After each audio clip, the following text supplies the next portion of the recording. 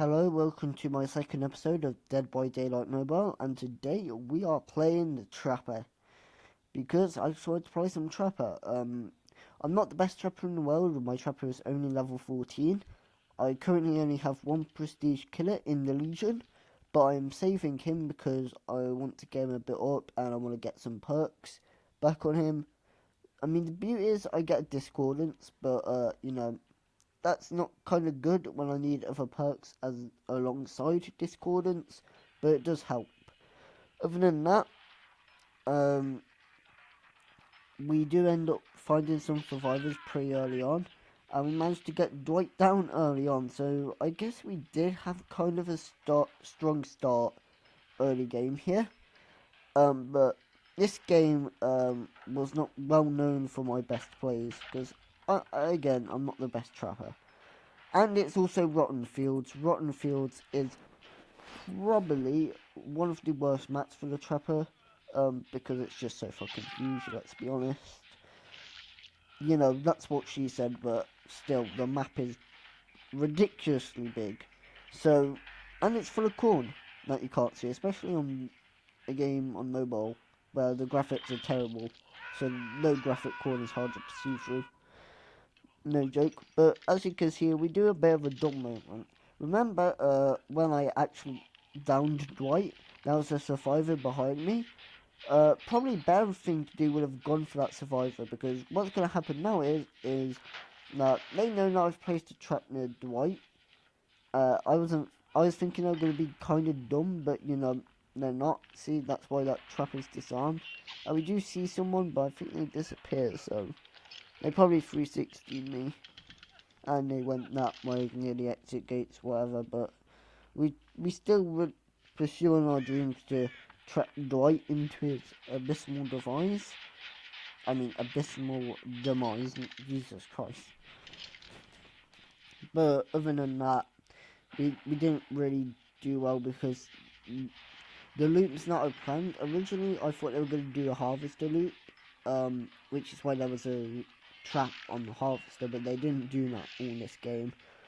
So basically, in this game is me trying to find survivors and injure them, to stop them doing gens, because it's hard to really anticipate what gen they're going to, especially if there's no gen in the killer shack, which would be an easier thing to protect. Other than that, we do end up having our big screw moment soon, which is basically where a loop costs me about 2 gens basically, and that's when we decide we gotta change our objective up. So, other than that, nothing interesting happens. I mean, I think we do end up finding a really interesting chessboard.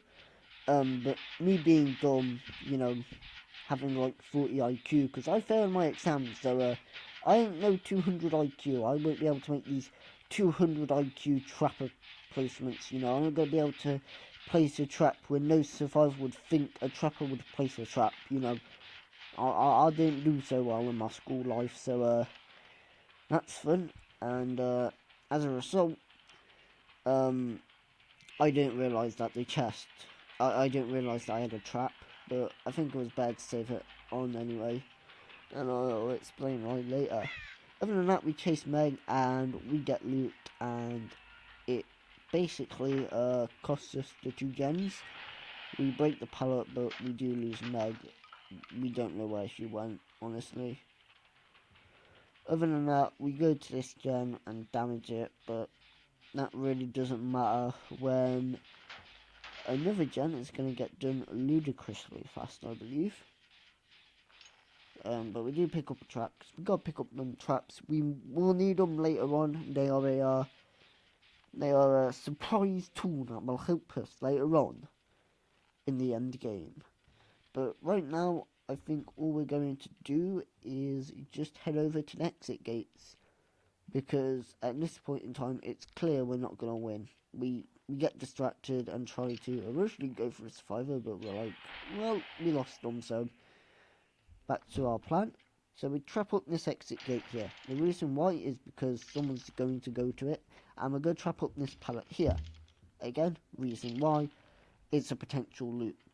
Also remember that I did set up a trap at the pallet in a killer shack. That's going to come in handy later, because usually what I notice is that no matter what game you're in, the pallet in the killer shack is going to get dropped, or someone's going to try and attempt to use it. Which is good logic to go by, I guess. I mean, it's probably not the best. Again, don't take advice from like a baby trapper or, someone's bed. But, that chest came in handy because a blender decided, hey, you know what, I'm just going to go for the chest in the middle of the field and still continue going for it while there's a freaking killer on the loose. So anyway, Claudette's gonna meet her demise because she's going to the basement. You know, the basement where I keep the kids. Just kidding, do not call the police, I don't do that. But, she's gonna be sitting in the basement as bait. We've set up our traps and, guess what? Our exit gate plan works. So we head over to the exit gate to meet Meg, who's also gonna meet her, demise. She's going to meet her demise on the hook behind me. No, only one person is going to get away because they got to the exit gate I couldn't originally find. But someone does decide to go to the basement. So be set up our trap in case anyone does decide to, save Meg. Because they might go for this Meg, but they went for probably the most protected of all, the blender. And that's basically GG, because as soon as they get in the trap, which, I mean, they got in the trap, they've been trapped. It was a trap all along, what a surprise. But we hit them, there's a bit of lag, so I'm like, okay, you're not down. So, I try and hit them again, but they were already down. It's a little bit of a delay, but it doesn't matter, because what happens now is we just put them on the hook, and it's GG. So somehow we got 3 during this game,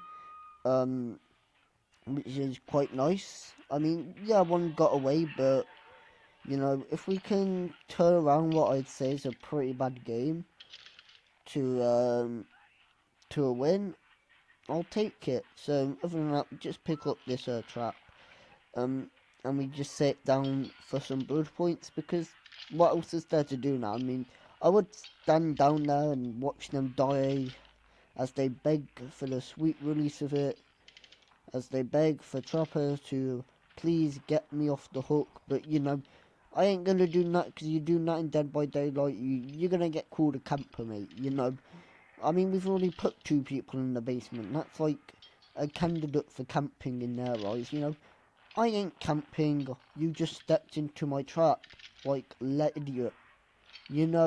I guess one thing to take away is beware the basement against Trapper, but then again, he works pretty well.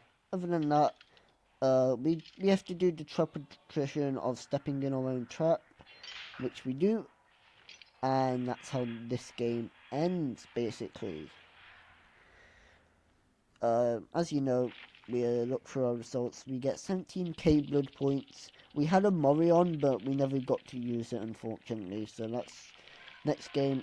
It gets taken off. If you're wondering why I'm back to rank 9, I tried a few matches on Billing because I want to get him up along with my, Legion, as I said. But I didn't do so well. I do have some good add-ons, but it's just getting used to like Chainsaw and, using it effectively. Now we spawn on Father Campbell's Chapel. Now, this is where I'd say this is probably a pretty terrible game. This one, spoiler alert, only 2 out of 4. But I mean, half is half.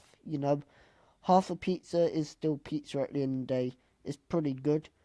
But this one went terribly wrong because what I was anticipating never happened, and we got screwed quite early on. So what I anticipated was that, in my experience so far from what I've played of this map, a lot of people go to that gen and they use that exact drop down spot because it's a pretty safe spot. So I figured, hey, I'm gonna try that out because it'd be a good idea, but no one in this game is going to go for it, and I have barely any way of finding a survivor. My only information is, the traps.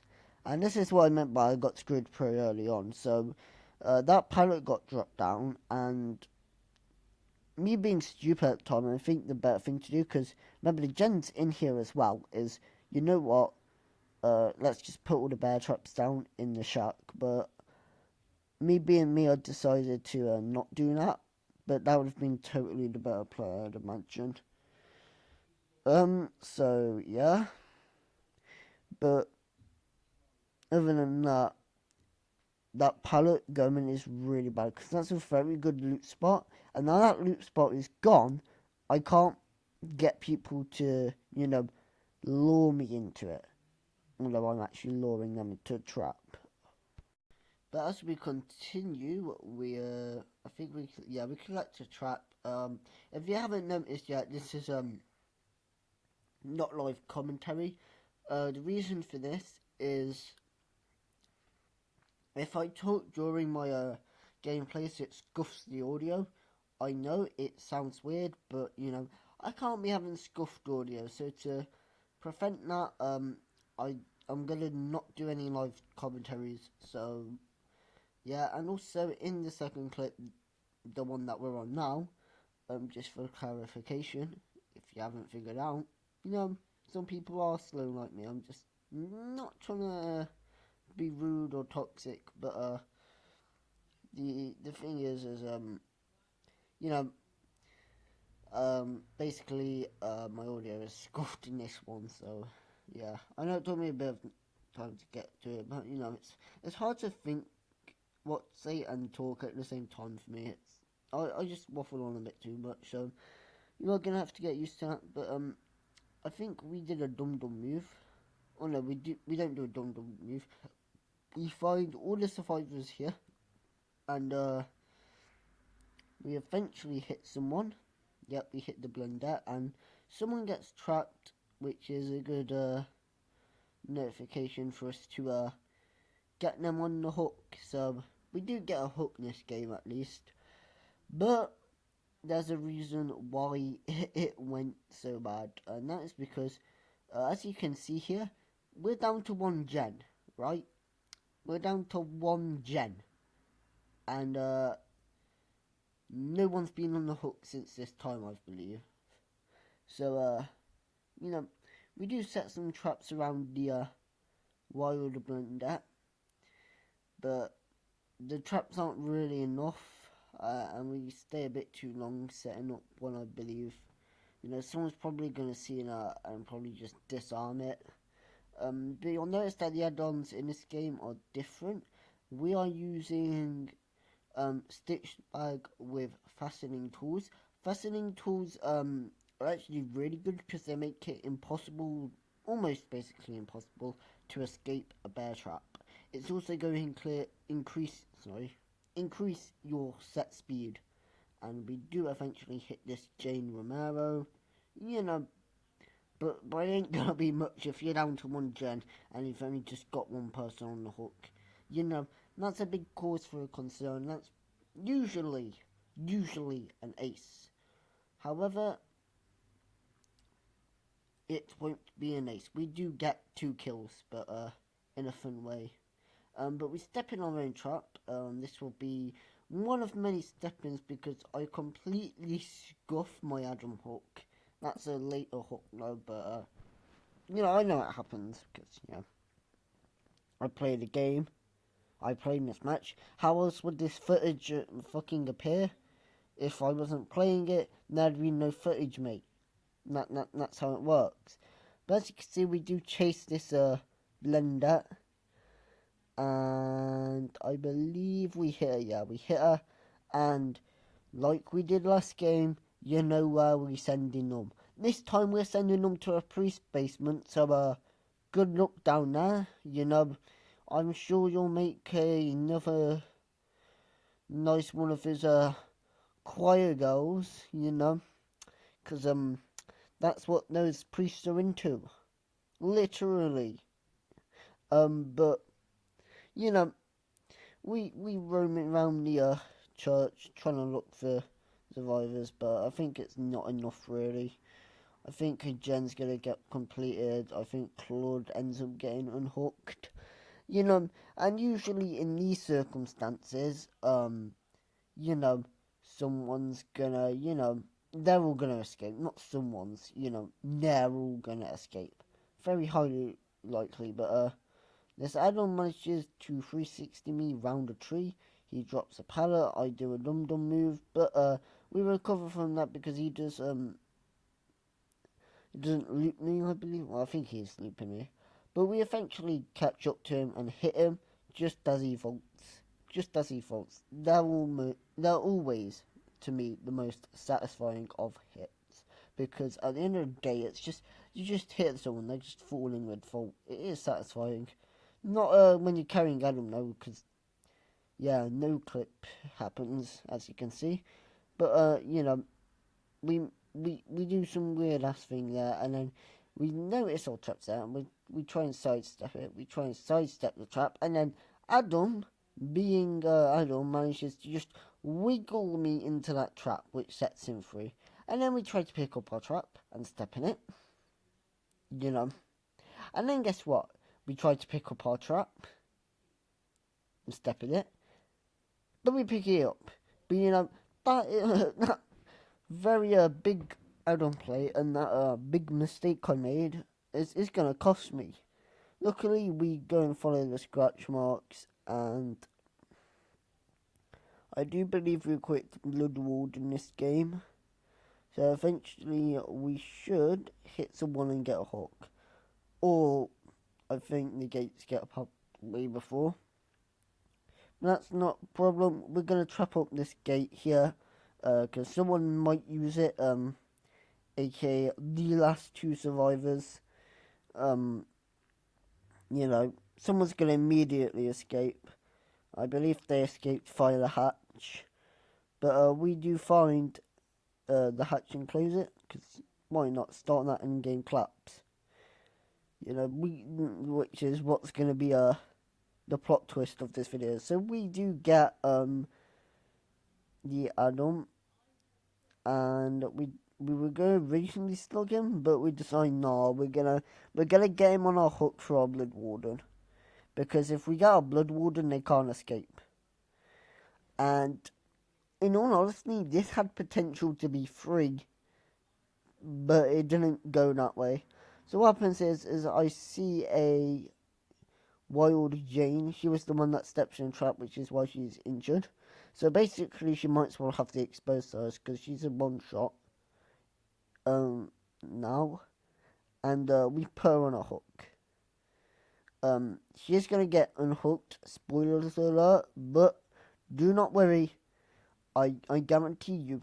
I guarantee you, in this game, it's gonna have 2 kills. Okay, it is the very It's just the most satisfying end to this video is how they die. I know I sound like a complete psycho.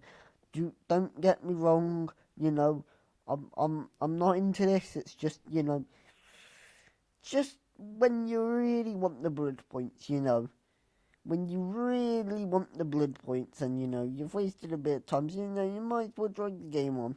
Yeah, you can just see how it ends as a bit fun. But other than that, we have a healthy survivor. Still, we don't know where the healthy survivor is, but we place our trap and we patrol our hooks. The reason for this is because eventually someone's going to get unhooked, which ends up being the case. We find the blender and we hit her, but it is unfortunately the blender is going to get away because she missed our trap which we placed, which is bad news. But as you can see, now the other 2 survivors are unhooked, so we're going to get on both, and now we're just going to play with them, because instead of, just putting them on a hook, we're just going to let the end game collapse do its thing. We're going to play, try and get past the trapper, and the trapper's just gonna place you where he wants. But you gotta crawl to the exit. If you can crawl to the exit, manage to 360 me in your dying state, you get to leave. We make sure that we don't step in our trap, because that would be bad. That would be very bad. And then she would get away. But and we drop her. You know, we're just playing. Can you get out the exit gates? Guess what? They can't. Adam tries to crawl back to it, so we drop him even farther away now. We're like, fine, you go to this tree then. As the ground prepares to literally, self-destruct. Now Jane is going. I go to drop Jane, but she's gonna wiggle free. But guess what she runs into? The trap. Now at this point, we're gonna stand there menacingly because it just lines up so well. Jane can't escape the trap because at the end of the day, our add-ons, and then eventually the timer goes and bam, they're dead. Adam was so close to getting away if it wasn't for those meddling tentacles, which would give us our 2 kills. So yeah, that's in the end, it ended up pretty well. As I said, we could have potentially got a third if Blender had originally gotten the trap, but we'll take it. We take some good points, and we are back up to rank 8. So, Trapper's keeping us on our dues, We don't want to fall back down to 9. But, Trapper levels up. He is now, I believe he ends up 14. Well, I think I got him 14 after this video, but, nothing interesting. He wasn't 14 when I mentioned, but see ya.